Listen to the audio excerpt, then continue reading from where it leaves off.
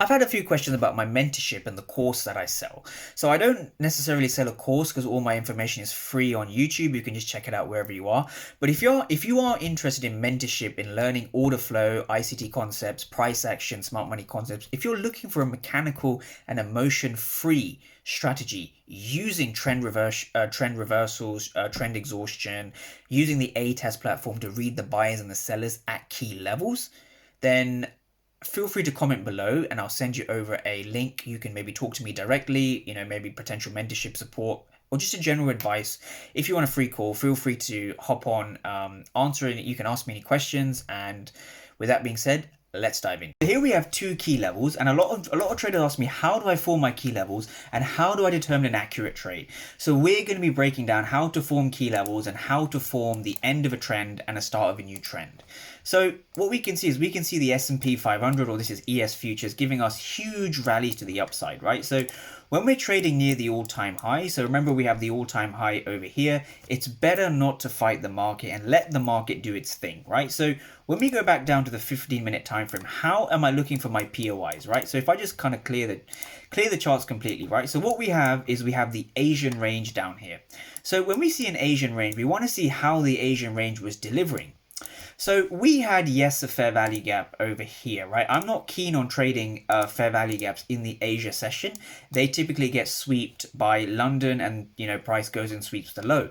But what we're really looking for is we are looking for 15-minute fair value gaps, right? This strategy is very simple if you can understand it, right? We're looking for a 15-minute fair value gap. So this is a 15-minute fair value gap just over here. And I'm going to break down to every trader why this is a POI and why this is something I'm looking at, right? So if we just get rid of the PO3 tool for a second, the reason this is a POI is because we leave a fair value gap, right? This is a fair value gap. So what we've seen is, if I just bring out the next candle as well, what we can see is we can see prices broken structure with the body, right? So we have our body break. So we have a confirmation of bullish structure. That's the first thing. The second thing is we have a fair value gap. Now, when it comes to my POIs, I always mark out the candle before the fair value gap, right? So this is the fair value gap just over here. I'm also mindful price left a minor fair value gap, a very small one just over here, right? If we zoom in, we can see price has essentially left a gap between this wick and this wick. So this is essentially your fair value gap, right? These are our fair value gaps. And therefore, this is going to be our point of interest or our POI.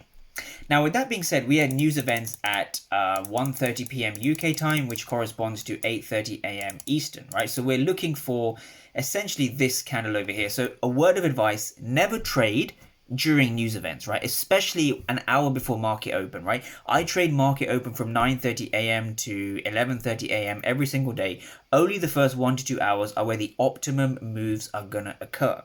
Now, with that being said, what we want to understand, we want to understand how price is behaving at these key levels. So we want to understand what was going on over here. So if we just hop down to the 1 minute time frame, right, we're beginning to understand the interactions between buyers and sellers at this area. So how do I look for a potential move to the upside? How do I look for an exhaustion of the trend, right? That's a very, very good question. So what I also want traders to understand is that we use local 5-minute fair value gaps, right? If we don't find a clear 15-minute fair value gap. So we had nothing here. We actually had a clear 5-minute fair value gap. So again, it is the candle or the area before the fair value gap. So these are the two key levels I'm essentially looking at in the session. So when I have two key levels, right? When I have two key levels, the market can only do one of two things, right? So the simplicity of fair value gaps is super simple. When price comes into a fair value gap, we can either have a break above, right? Or we can have a break below. So these are the two kind of things I want traders to understand. You can either have a break above or a break below, right? Mind my spelling there. So how do we know whether price is going to break above or break below? Well, that just comes down to order flow. So already when you can start thinking about things in if-then statements, it begins to simplify your trading and it gives it a mechanical edge, which is what you're looking for as a trader. You're looking for mechanical emotion-free strategies. So essentially you can see price bouncing off here, right? And then obviously giving us our move to the upside, which is exactly what happened, right? So I'm going to be breaking down two sets of trades, right? We're going to be breaking down a potential long from this area and then from this area.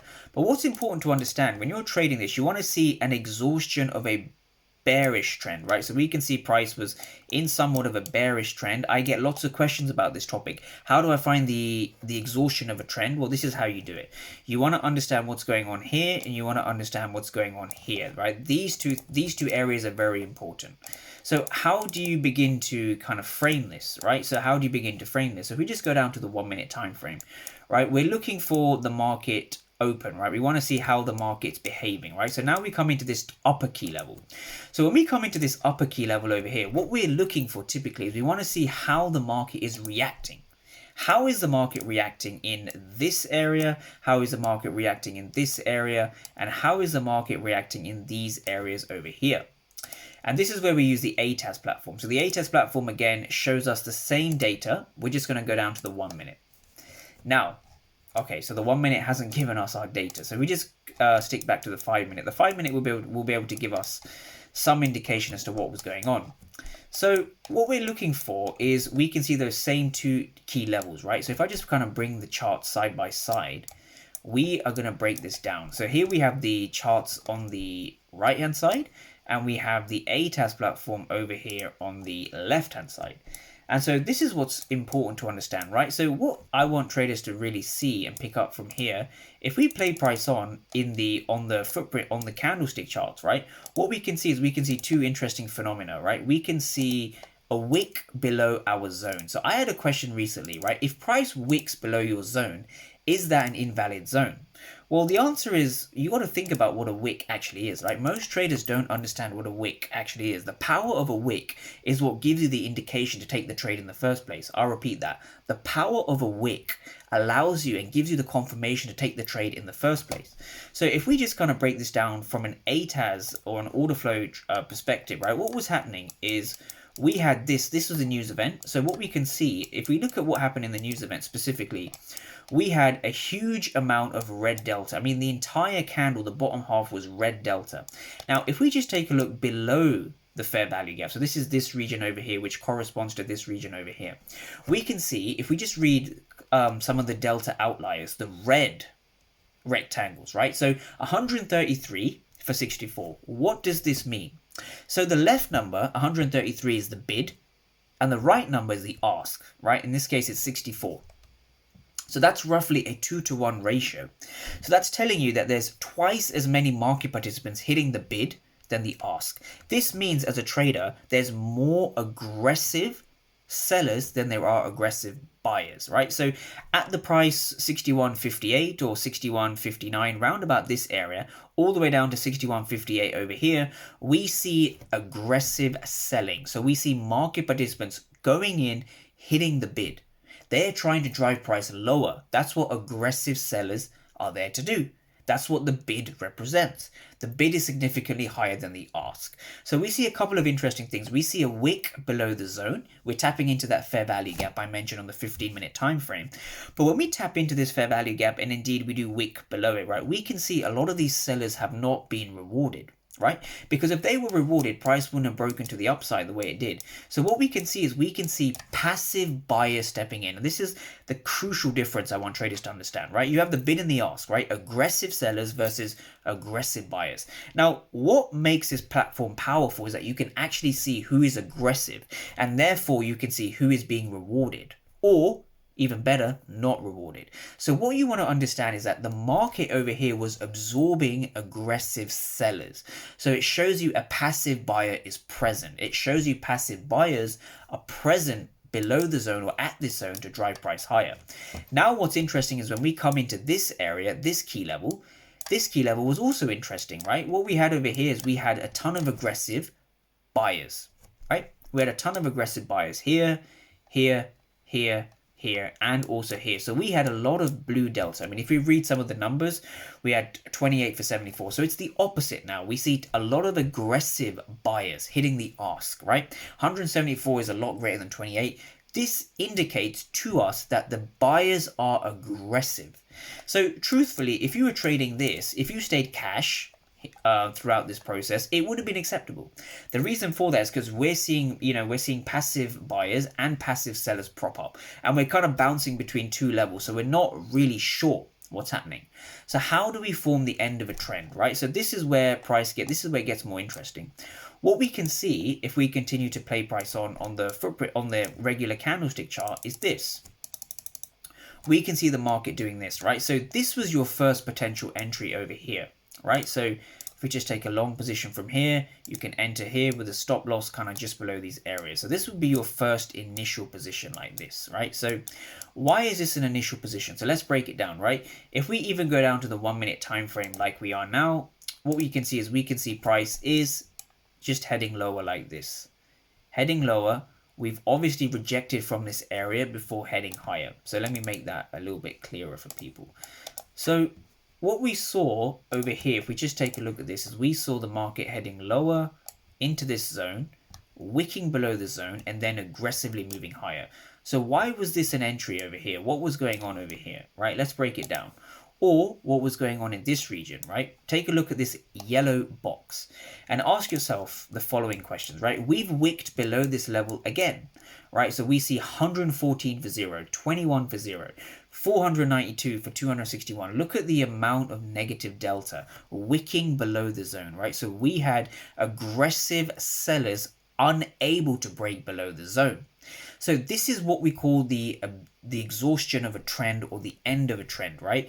The beginning of a new direction or a new trend comes from an absorption, in this case, of sellers, right? When you see a bullish trend beginning or a bullish trade, you are looking for an absorption of sellers. And the way you do that is by reading the bid and the ask. That is it, right? The bid and the ask tell you who is aggressive, respectively, right? Bid and ask, who is aggressively selling, who is aggressively buying. If the aggressive sellers are failing, and we can see that via one retest, two retests, and a huge amount of aggressive selling over here. With price breaking to the upside, this is what gives you the indication to take the first long. Okay, so if you didn't take this long because you thought it was a little bit risky, that's actually fine. There was a potential second trade that formed later on in the session.